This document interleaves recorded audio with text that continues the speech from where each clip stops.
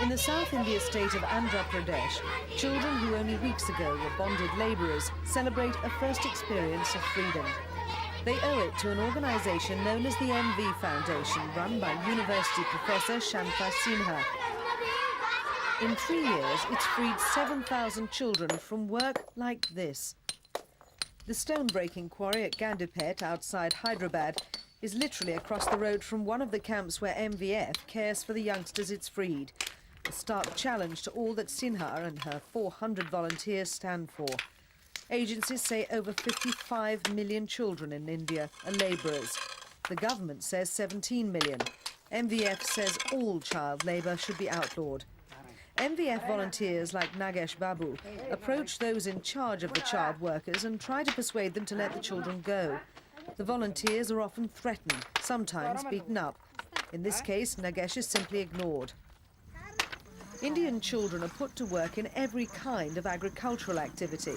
Sowing mango seeds, as here, grazing cattle, planting rice paddies, ploughing fields, picking flowers for sale, as well as in the more widely publicised carpet and bangle making industries. Some start work as young as 4. MVF's first objective is to end bonded labour, which condemns children to work to pay off their parents' debts. More radically, it wants to change the whole mentality that it's acceptable for children to work for a wage, bonded or not. The organisation believes persuasion is the key and sends volunteers to talk to parents, employers and the children themselves. Firstly, we do a survey of all the children who are bonded in the area. And to conduct the survey, we utilize the youth activists. On the basis of the survey, we also simultaneously, along with the survey, we also talk to the parents and motivate them. So it is a campaign cum survey program that we take up on the issue of child labour and especially bonded labour children. Once we do this, there is a mood that is created in the area that children must not be working and that it is unethical, it is immoral to live on child's work. The volunteers who work for MVF are themselves nearly all the first in their families to get any kind of schooling. So they know, Professor Sinha says, education is not to be taken for granted, and they're all highly motivated. Children between 9 and 14 are sent to the camps to learn a whole new way of life, starting with the most elementary lessons in personal hygiene. It gives them a self-respect they never knew as virtual slaves of their former employers. And it's fun. They stay in the camps just 3 or 4 months. The idea is to provide them with a bridge between their former existence and the normal school world. So besides learning to look after themselves and their surroundings, they have to adjust mentally and learn to think of themselves not as workers for adults, but as school children.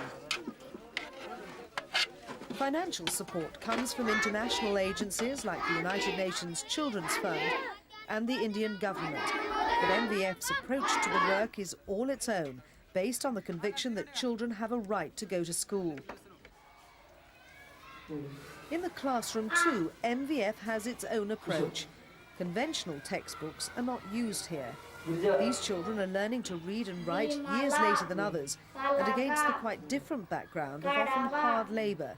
So they're encouraged to describe their own experiences, say who helped them, what they enjoyed, etc. And then they're helped to write it all down. In this way, they make their own textbooks and learn from what they know best. Once they can cope, they move into regular schools. The MVF method also encourages the children to express themselves through drama, acting out real-life situations they know, but applying new responses to the problems they've had. Here, struggling quarry workers learn they can be free. These boys would rather play marbles in the street than go to school. MVF complains that by providing too few teachers and schools, the government makes it harder for illiterate families to believe education is for them. But this father knows what's good for his sons and insists they must attend classes. Other plays show how going to school opens the way to better jobs and frees girls from household drudgery. All ram home an MVF slogan: don't go to work, go to school. The foundation says experience shows most illiterate parents are easily persuaded literacy will benefit their children and readily send them to school if places are available. Children in the camps are of different religions, so prayers are for the unity and prosperity of Mother India, an end to all religious hatred, and for all to live in peace.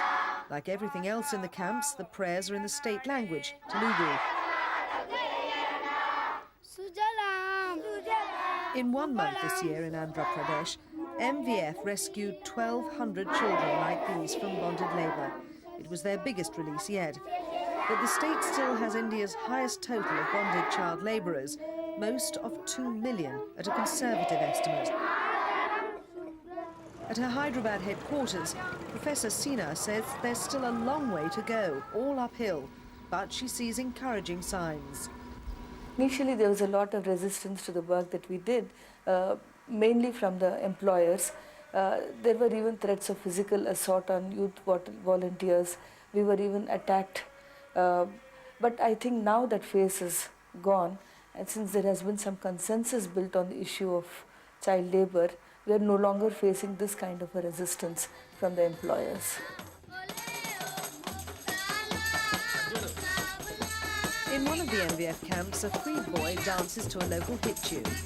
It's part of MVF's philosophy that youngsters brought up as workers need to be helped and encouraged to relax and discover what they've never known, what it is to be a child.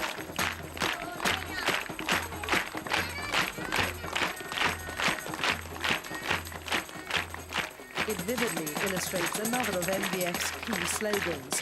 Work is for adults, children play.